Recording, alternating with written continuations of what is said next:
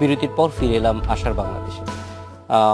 রিয়াজউদ্দিন, যেটা জানতে চাচ্ছিলাম, এই যে অ্যাডাপ্টেশনের কথাটা বলা হলো, আর কি কি কোয়ালিটিস যেগুলি থাকে এবং যেগুলি আসলে নতুন প্রজন্মের মধ্যে ছড়িয়ে দেওয়া জন্য কাজ করা উচিত পরিবার এবং স্কুল এই ধরনের প্রতিষ্ঠান? জাহিদ ভাই, আমি প্রথমে যে কথাটা বলবো সেটা হচ্ছে যে আমি একজন পুরনো প্রাক্তন স্কাউট হিসাবে যে অন্যদের সাথে আমার যে পার্থক্যটা আমি নিজে দেখি একজন স্কাউট হিসেবে, সেটা হচ্ছে যে আমার সাহস। স্কাউটিংয়ে যেটা স্যারও বললেন যে আমি যখন ক্লাস 3-তে পড়ি প্রথম স্কাউটে ক্যাম্পে গেলাম মৌচাকে, আমার মনে আছে যে অন্যরা তখন যেটা ভয় পেত, আমরা কিন্তু এই যে অ্যাডভেঞ্চারে প্রথম বাসার বাইরে একা থাকার জন্য গেলাম, সেখানে যে সাহস এবং যে নতুন পরিবেশের সাথে খাপ খাওয়ানোর জন্য যে শক্তিটা সঞ্চয় করলাম, আজকে পর্যন্ত যদি আপনি জিজ্ঞেস করেন আমার মতো যারা স্কাউট, এটি কিন্তু তাদের সবচেয়ে বড় পাথেয়। এর বাইরে স্কাউটদের একটা মানসিক শক্তি তৈরি হয় যে বিভিন্ন সামাজিক আন্দোলনে নিজের ভিতর থেকেই সেটা অংশ নেওয়ার জন্য। আমি যদি বলি, আমরা যখন ছোট ছিলাম বিভিন্ন সময় আমরা দেখেছি আমাদের আগে যারা 88-এর বন্যার সময় অথবা বিভিন্ন ক্যালামিটিসের অনেক কিছুতে, তখন স্কাউটরা কিন্তু সবার আগে এগিয়ে যায়। এটা তাদের একটা মানবিক দায়িত্ববোধ থেকে, যেটা আসলে স্কাউটিংয়ের আন্দোলনের একটা অংশ, যেটা সেখানে আমরা রানা প্লাজা দেখেছি যে স্কাউটরা অনেকেই সেখানে অংশ নিয়েছে।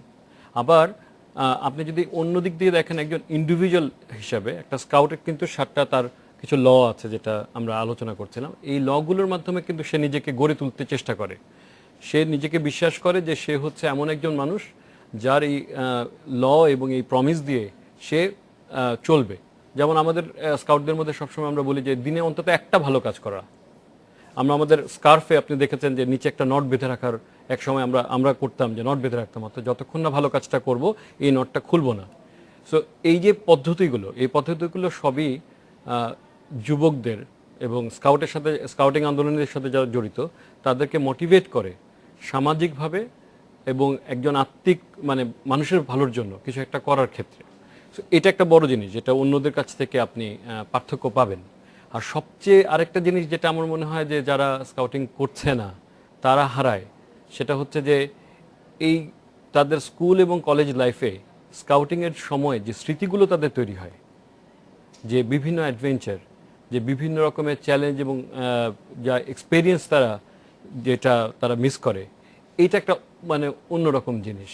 মানে আমরা আজকে এই যে পুরনো স্কাউটদেরকে নিয়ে আমরা যে রিউনিয়ন করতে যাচ্ছি, 19শে ডিসেম্বরে যে গ্র্যান্ড ক্যাম্প ফেয়ার হবে, আমরা যখন পুরনো স্কাউটদেরকে ফোন করছি অথবা আমাদেরকে যখন লেখা দিচ্ছেন, জাস্ট এক্সাম্পল দিয়ে বলছি যে ডক্টর শওকত ঢাকা ইউনিভার্সিটির আমাদের একজন এক্স স্কাউট, উনি একটা লেখা দিয়েছেন, খুব সুন্দর একটা লেখা দিয়েছেন।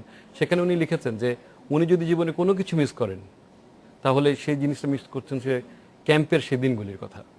সো আমি আসলে যে কথাটা বলতে চাচ্ছিলাম যে এখনকার এই স্কাউট মুভমেন্টের ক্ষেত্রে আমার পার্সোনালি একটা স্যার এখানে আছেন, যেহেতু আমি বলতে চাই যে বাবা মারা অনেক সময় মনে করেন যে বোধহয় পড়ালেখাটা নষ্ট হয়, অথবা অনেক সময় মনে হয় যে যেহেতু স্কাউটিং অনেক সময় বাইরে যেতে হয়, অন্য কিছুর সময় দিতে হয়, এই কারণে হয়তো তাদের পড়ালেখাটা ঠিক হবে না। কিন্তু এখনকার দুনিয়ায় অন্তত মানে অবশ্যই একটা মানুষ যদি পরিপূর্ণ সামাজিক এবং চারপাশে কমিটেড মানুষ না হয়, তাহলে কিন্তু তার চলাটা খুব কঠিন।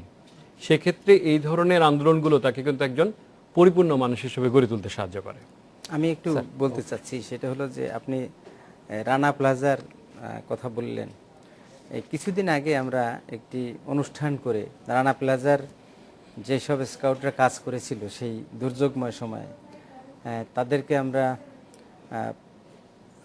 স্বীকৃতি দিয়েছি, অর্থাৎ অভিনন্দন পত্র দিয়েছি, এবং আমাদের স্বরাষ্ট্র প্রতিমন্ত্রী মহোদয় সেই অনুষ্ঠানে ছিলেন। রানা প্লাজার সেই কাজের অভিজ্ঞতা আপনি দেখবেন যে একজন সক্ষম পুরুষ, মানে একজন বয়স্ক মানুষও সেই ধ্বংসস্তূপ থেকে কীভাবে মানুষকে বের করে আনতে হয়, সেই যে মানুষ মারা গিয়েছে সেই লাশ, জীবন্ত মানুষের আহাজারি, এবং যারা লাশগুলো গ্রহণ করবে তাদের যে মানসিক যে অবস্থা, সেই পরিস্থিতি মোকাবেলা করার জন্য মানে সাধারণ মানুষও অনেক সময় ভীত সন্ত্রস্ত হয়, কিন্তু আমাদের স্কাউটরা সেই দুর্বিষহ সময়ে তারা সেটা মোকাবেলা করেছে। এবং একটি মেয়ে সে আমাদের সেই অনুষ্ঠানে তার সেই সময়ের অভিজ্ঞতা বর্ণনা করেছিল এবং একটি ছেলেও করেছিল। তাদের অভিজ্ঞতায় এরকম একটি খবর শুনেছি আমি, যেটি আপনারা হয়তো কেউ শুনেননি এই পর্যন্ত। রানা প্লাজার সেই ধ্বংসস্তূপের মধ্যে একটা লোক আটকে গেছে, যে উদ্ধারকর্মী, শেষ পর্যন্ত তাকে বের করা যাচ্ছে না। তাকে না বের করতে পারলে পিছনের থেকে আরও 3 জনকে বের করা যায় না। শেষ পর্যন্ত এমন হয়েছে যে তার একটা হাত কেটে তাকে বের করতে হয়েছে। কি দুঃসহ বিষয়, আপনি চিন্তা করে দেখেন। সেই হাতে ইনজেকশন দিয়ে অবশ করে সেই হাতটা কেটে তারপরে তাকে বের করতে হয়েছে। এই ধরনের একটি অবস্থা দেখে একটি স্কাউট যে মানসিক শক্তি অর্জন করেছে, আমি মনে করি দুনিয়াতে চলতে গেলে তার জীবনে যত ধরনের বিপদ বা কোনো বিপদ সমস্যা এবং আসবে। কঠিন সময় আসুক না কেন, সেটা মোকাবেলা করার মতো শক্তি, এটা একটা পরীক্ষা হয়ে গেছে তার জন্য। কাজে এই ধরনের পরিস্থিতিতে আমরা চাই না আমাদের সন্তানেরা পড়ুক, কিন্তু পড়লে যেন টিকে থাকতে পারে সেই মানসিক শক্তি আমরা বিভিন্ন ইভেন্টের মাধ্যমে করে থাকি। রানা প্লাজা সেটি উদাহরণ, এই জন্য আপনাকে এটুকু বললাম। আমরা একটু স্যারের কাছে চলে যাব যে সেন্ট গ্রেগরিজ স্কুলে এই যে এতদিন সাফল্যের সহিত কাজটি যে করছে স্কাউট আন্দোলনটা, এটি আসলে এই ক্ষেত্রে আসলে স্কুলের কাদেরকে আপনি সবচেয়ে বেশি মনে করেন যে তাদের কন্ট্রিবিউশনটা সবচেয়ে বেশি ছিল, যার কারণে এটা ভালো করতে পেরেছে? আমি মনে করি যেহেতু শুরুটা হয়েছিল প্রশাসনের দিক থেকে, প্রধান শিক্ষকের মধ্য দিয়ে, এবং নামটা উল্লেখ করলে মনে হয় ভালো, ব্রাদার মার্টিন সেটা শুরু করেছিলেন 1914 সনে। আর যেহেতু উনি প্রধান শিক্ষক ছিলেন এবং নিজেই উদ্যোগ নিয়ে সেই মুভমেন্ট সেখানে শুরু করেছেন, এবং আমার মনে হয় সেটা একটা বড় কাজ হয়েছিল যে প্রথম থেকে 40 জন ছেলে নিয়ে মুভমেন্টটা শুরু হয়েছে, বড় একটা সংখ্যা।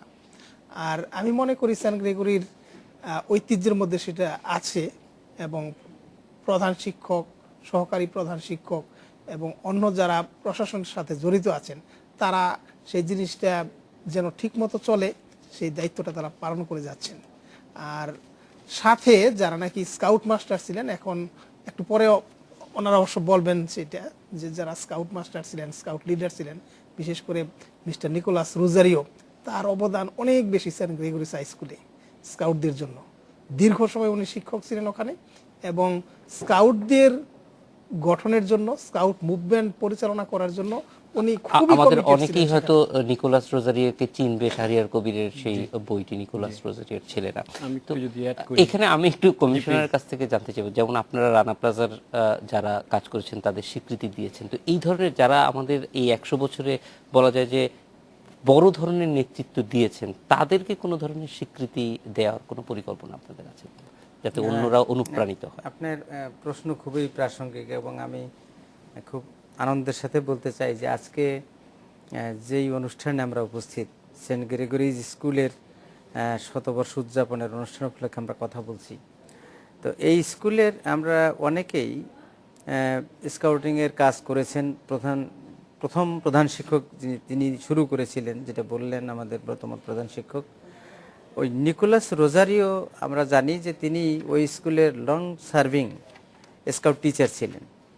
তো আমরা এটি জেনেছি, এবং আমরা অনেককেই বাংলাদেশ স্কাউটসের তরফ থেকে পুরস্কার দিয়ে থাকি।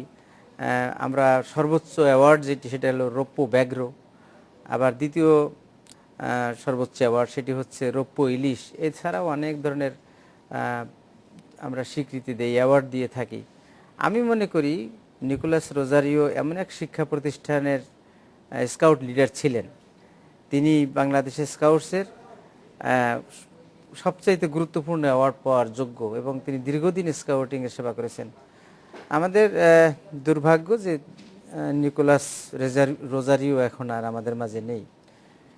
আমরা চিন্তা করছি বাংলাদেশ স্কাউটসের তরফ থেকে যে তাকে আমরা মরণোত্তর যে কোনো একটি গুরুত্বপূর্ণ পদক তাকে আমরা দেব। আমি কোনটি দেব সেই কথাটা এখন আমি বলবো না, এটি কৌতূহল থাকুক। আমরা বাংলাদেশ স্কাউটসের তরফ থেকে সিদ্ধান্ত নিয়ে আমরা এটি করব, এবং আশা করি একটা বড় অনুষ্ঠানের মাধ্যমে এটা আমরা করব। একই সঙ্গে এই ধরনের অনুষ্ঠান নিশ্চয়ই অন্যদেরকে অনুপ্রাণিত করবে, কারণ আমরা প্রথম থেকেই বলছি যে যদিও 11 লক্ষ সংখ্যাটা অনেক বড়, কিন্তু আমাদের সম্ভাবনাটা আরো অনেক বেশি। রিয়াজউদ্দিন, যদি এই ব্যাপারটা একটু বলেন, আসলে সম্ভাবনা পুরো মুভমেন্টে কিন্তু দুইটা পার্ট, একটা হচ্ছে স্টুডেন্ট যারা স্কাউট, আর একটা হচ্ছে স্কাউট লিডার যারা আসলে মেন্টরের কাজটা করে, ইন্সপায়ারটা করে। মানে আজকে আমি খুবই খুশি স্যারের কথা শুনে, বিকজ আমরা নিকোলাস স্যারকে কিন্তু পাইনি, কিন্তু আমরা আমাদের যত দেখা, আমাদের যত স্কাউট হয়ে গড়ে ওঠার যত স্বপ্ন, সেটা কিন্তু নিকোলাস রোজারিও স্যারের হাত ধরে। উনি স্কুলে স্কাউটের হাত ধরেছিলেন 1948 সালে, এবং 1974 সাল পর্যন্ত এই দীর্ঘ সময় উনি কিন্তু স্কাউট মাস্টার হিসাবে এই 5th ঢাকা ট্রুপকে চালিয়ে গেছেন। এবং এই যে একজন স্কাউট মাস্টারকে দেখে ইন্সপায়ার্ড হওয়া হাজার হাজার মানুষ, এটা কিন্তু অনেক বড় একটা ব্যাপার। আমি ছোট্ট করে বলি যে মুজাহিদুল ইসলাম সেলিম ভাইকে আমি যখন ফোন করে বললাম যে স্কুলে এরকম প্রোগ্রাম হবে, উনি ওনার স্মৃতি থেকে আমাকে বলছিলেন যে আমি ট্রুপ লিডার ছিলাম এবং আমি স্যারের আন্ডারে অনেকগুলো ক্যাম্পে জয়েন করেছি, এবং শুধু সেটা না, আমার এখনও স্মৃতিতে মনে আছে যে স্যার কীভাবে আমাদেরকে ক্যাম্পগুলোতে একদম প্রপার একদম স্কাউট হিসাবে দাঁড় করানোর জন্য উনি আমাদেরকে ইনস্ট্রাকশন দিতেন। তো একজন শিক্ষক হিসাবে এর থেকে